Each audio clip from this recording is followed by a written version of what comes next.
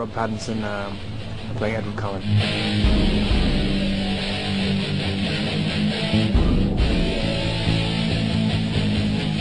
I hadn't read the books before, so it's not like I had an opinion. I mean, I had to just formulate my own idea of who the guy is anyway.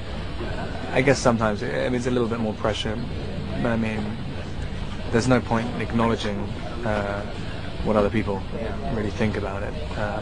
You kind of, the only thing you can do is try and find some element of truth to yourself, I guess. And then if you start thinking about what all the fans want and think, and I mean, pretty much all of it initially was like just 100% negative about me. So I mean, I tried to ignore all of that. Just when you read the story, it's all from Bella's perspective. So, you know, and she's obsessively in love with him. So she ignores all of his flaws and things. And you know, it's like anybody you're in love with, you sort of see past the stuff. I mean, Stephanie Meyer gave me this manuscript of Midnight Sun, which is Twilight from Edward's perspective, and he just sees himself as the biggest like moron and just disgustingly selfish and everything. So like, and then you can kind of weigh up the two, find some kind of compromise for the character, which is, I mean, that's essentially how I saw him anyway. Because I mean, it's a guy who's just incredibly frustrated and finds this one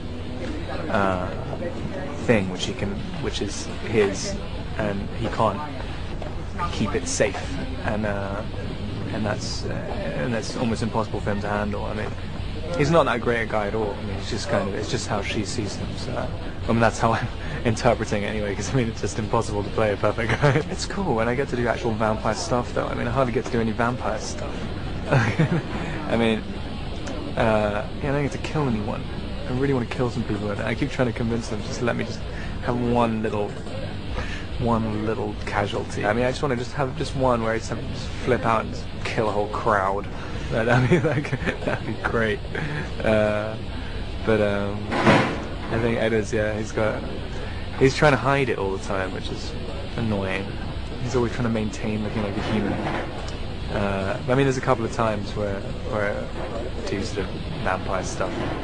Just, it's fun. I hope like what me and Kristen have been doing is making it a lot more serious than your average kind of teen, even though it's a vampire, it's essentially like a teen romance.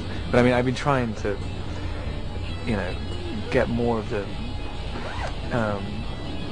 serious aspects. I mean, he's a 108-year-old guy who's going to live forever and hates himself. And this girl, when you put it the bare facts out, he tells her I've killed 40 or 50 people, and he's like, you really shouldn't, and I want to kill you so much. Every single day, every moment I'm with you, I desperately wanted to kill you. And she's like, I don't care, I love you. And it's like, well, there's definitely something wrong with her, and there's very obviously something wrong with me. And like, just trying to get that kind of relationship rather than like just two teenagers who like each other. The thing about Bella as well, I mean, when you're 17, she's very innocent 17 as well in a lot of ways. She doesn't really know herself, and yet she knows that beyond all doubt she wants this. And that's just very strange to know that when you're so young, because Edward's such a sort of dominating character, and Bella's always falling over and stuff. And Kristen is just so like just very strong in reality. So you know, I had to kind of reevaluate how I was going to play it just in terms of that, because I mean, it's just kind of intimidating. So yeah, that's kind of different thing. I mean, I end up playing like the klutz who messes everything up, and she's like the one who takes control of everything. So there's so much of the story is just so serious, and it's sort of, and so kind of melodramatic in a way. I mean, it's literally like life or death all the time. It's difficult to get in those periods of lightness.